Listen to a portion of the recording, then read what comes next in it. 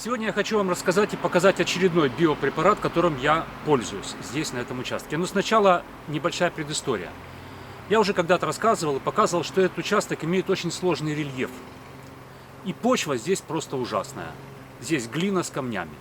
Требуется вложить огромное количество сил, огромное количество денег для того, чтобы сделать здесь, обустроить все по-нашему, по-украински. Ну, судя по всему, никому это здесь не нужно, я имею в виду хозяев. Ну, а мне тоже как бы на чужом участке я, в общем, не волен принимать решения. Поэтому все мое садоводство, по большому счету, сводится к контейнерным культурам. Так проще, так удобней. Такой путь я для себя здесь выбрал. Но контейнерные культуры имеют очень ограниченный объем для питания. Да, ну, все ограничено вот этим горшком, в котором растут эти растения. Соответственно, их нужно удобрять. Их нужно удобрять порой даже чаще и больше, чем обычные культуры, которые растут в открытом грунте. Поэтому, собственно говоря, я их удобряю. В прошлом году я вам показывал. Я использовал для удобрения травяную бродилку. Здесь очень много крапивы, великолепная получается травяная бродилка. Я снимал об этом видео, показывал. Ссылки оставлю в описании, переходите, смотрите. Но у бродилки есть один существенный недостаток. Это очень неприятный запах. И когда я здесь этой бродилкой удобрял свои огурцы, например, ну, хозяева, скажем так, морщили нос. И попросили меня как-то, в общем, больше этого не делать. Окей, хозяин барин. Поэтому я начал искать замену, ну, так как я здесь, так сказать, использую биотехнологии, как принято в большинстве хозяйств Германии, я искал, нашел, как я уже показывал вам, торговая марка Let's Grow. Именно эта торговая марка здесь в Германии продает всевозможные биопрепараты. И вот буду использовать вот это удобрение сейчас, для того, чтобы подкормить свои контейнерные культуры. Ну, теперь пора пару слов сказать непосредственно про это удобрение. Этот биопрепарат называется Organic Balance. Это такой своеобразный коктейль из всевозможных бактерий. Bacillus subtilis, Azoto и другие бактерии, которые в процессе своей жизнедеятельности, нанесенные под корни или на листья наших растений, отдают растению множество полезных веществ. Азот, фосфор, калий, фитогормоны, аминокислоты, витамины и даже фунгицидные какие-то вещества, которые препятствуют распространению болезней. Но помимо питания, вот эти бактерии еще и позволяют растениям нашим быть более стрессоустойчивыми. Что это значит? Вы неправильно пересадили растение. У вас сильная жара стоит. Вы неправильно поливаете растения. В конце концов, вы неправильно подкармливаете растения. Растение недостаток испытывает в каких-то веществах. У него хлороз развивается. Вот это все может этот препарат. Как его использовать? Его использовать можно по-разному. Можно замачивать семена перед посевом. Они становятся более всхожими, как я сказал, стрессоустойчивыми. Ну, в общем, будет сходить лучше. Можно замачивать клубни и луковицы. Опять же, и овощных культур, и декоративных каких-то. И картофель можете замачивать перед посадкой. Можете луковицы тюльпанов замачивать или каких-то других декоративных цветов. В нем можно замачивать корни рассады перед посадкой, добавляя все витамины, все полезные вещества как бы этому саженцу маленькому еще очень ранимому. Опять же, повышая его стрессоустойчивость при посадке, при пересадке. Вы можете использовать этот препарат для удобрения растений под корень. А можете использовать его для удобрения по листьям, для внекорневых подкормок. Ну, с теорией все. Давайте переходить к практическому использованию. Два важных момента при работе с биопрепаратами. Ни в коем случае обработки не проводите в жаркую солнечную погоду. Дождитесь вечера, дождитесь пасмурной погоды. Либо делайте это все рано-рано утром, когда еще солнце не взошло. Второй момент. Биопрепараты не стоит делать заранее. Их готовят непосредственно перед применением.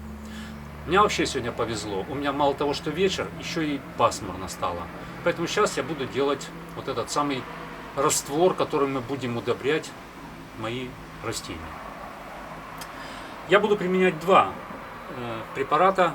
Первый препарат, я вам о нем рассказывал уже, называется это Липосам. Это биоприлипатель. Липосам предназначен для того, чтобы наши рабочие растворы, но в данном случае Organic Balance, гораздо лучше имели контакт с листьями или с корнями, чтобы они медленнее высыхали, чтобы хуже смывались дождем. То есть липосам предназначен для того, чтобы увеличить эффективность обработки основным препаратом. Производитель рекомендует начать приготовление вот таких смесей именно с липосама. Вот у меня стоит лейка с 10 литрами теплой отстоявшейся воды. Теплая — это значит комнатной температуры. Начинаем с липосама. Нам нужно 10 миллилитров на 10 литров воды. Вот этот колпачок, это крышечка от бутылки, 15 миллилитров. То есть не полная крышка, 2/3. Но это биопрепараты, здесь прямо уж строго-строго соблюдать не обязательно. Точность, но постараемся, 2/3. Кладем в отдельную емкость и добавляем ровно такое же количество воды. Разводим 1 к 1. Дело в том, что липосам — это гель, желе такое, а нам нужна однородная жидкость. Если просто добавить липосам в воду, там будут комки, сгустки, он будет очень долго растворяться. Вот мы его растворяем в небольшом количестве воды путем вот таких перемешиваний. Когда это стало уже равномерным, добавляем еще немножко воды и продолжаем помешивать.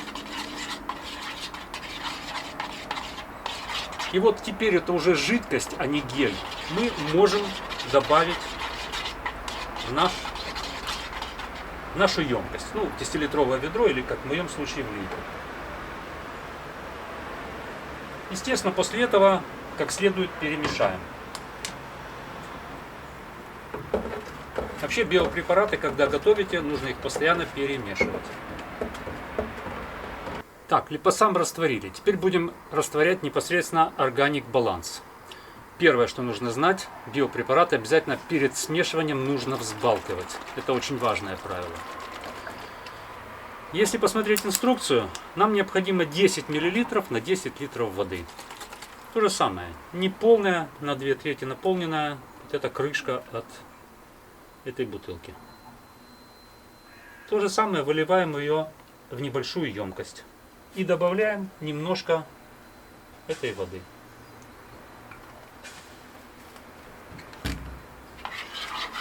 Тщательно перемешиваем. Полученную смесь снова выливаем в нашу емкость общую. И снова этот уже готовый раствор тщательно перемешиваем. Все, раствор готов. Но ни в коем случае не спешите использовать этот раствор сразу же. Рекомендуется всегда подержать его 20-30 минут, чтобы вот эти живые бактерии включились в этом растворе, проснулись, скажем так, и начинали потихоньку работать. Итак, ждем 20-30 минут. Так, ну раствор полчаса постоял и в принципе готов уже к употреблению. Сейчас я буду поливать вот те растения, которые в контейнерах, и не только их. Конечно, я буду поливать и те растения, которые растут в открытом грунте, и которые я считаю, что нужно удобрить. Какая норма расхода? В инструкции четко написано 1 литр на 1 квадратный метр.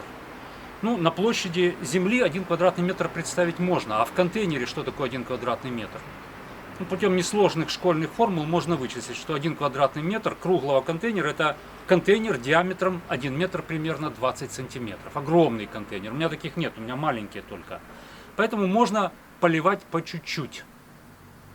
Не бойтесь, это биопрепараты. Чересчур много, если нальете, ничего страшного, растение прекрасно это все переживет. Вреда вы ему не принесете.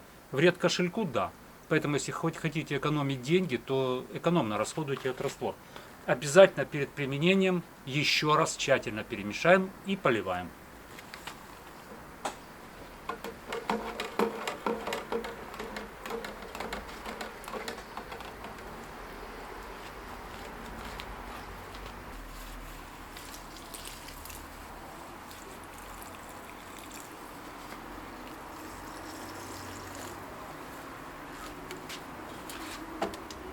А знаете что, мне так не нравится. Поливать под корень вот такие контейнеры не очень удобно.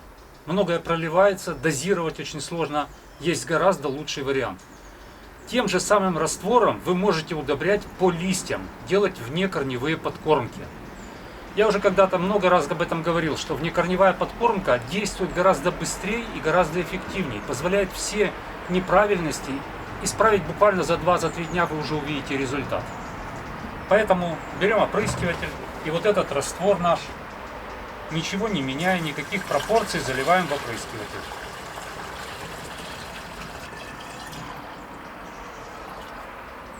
И вот здесь одно важное и существенное отличие биопрепаратов от химических препаратов.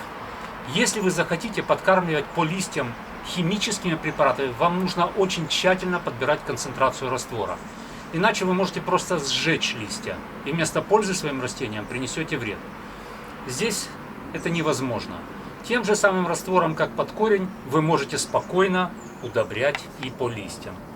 Как правильно наносить биопрепараты из опрыскивателя на растения? Обязательно смачивайте и верхнюю часть листа, и нижнюю, ну старайтесь, по крайней мере. И обязательно смачивайте грунт. Опрыскивайте грунт тоже.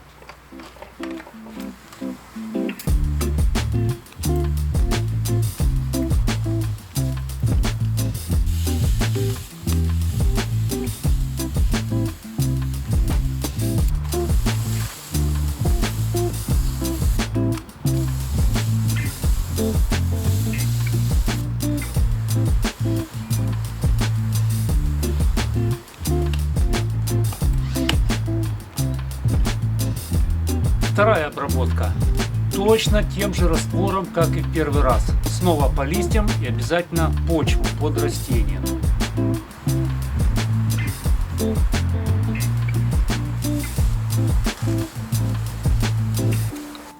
Укропчик уже всходит.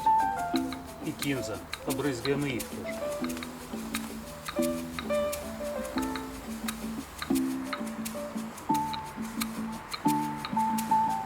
А вот, кстати, и та магнолия, которую я сажал и когда-то вам показывал. Ее обязательно тоже обработаем. Пришло время для третьей обработки.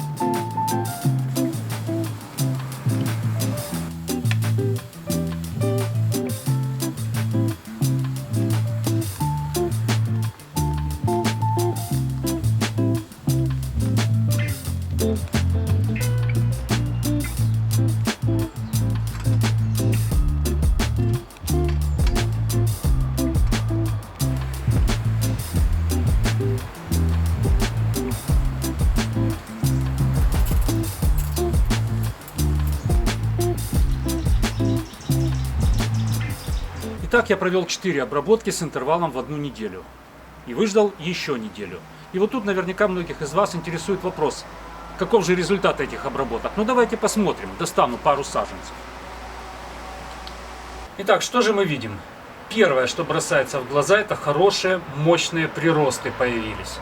Не ждите, что вот эти вот листья с пятнами какие-то подсохшие, что они оживут и снова станут изумрудно-зеленого цвета. Нет, они такими останутся. Но появятся новые мощные приросты. Вот гинга.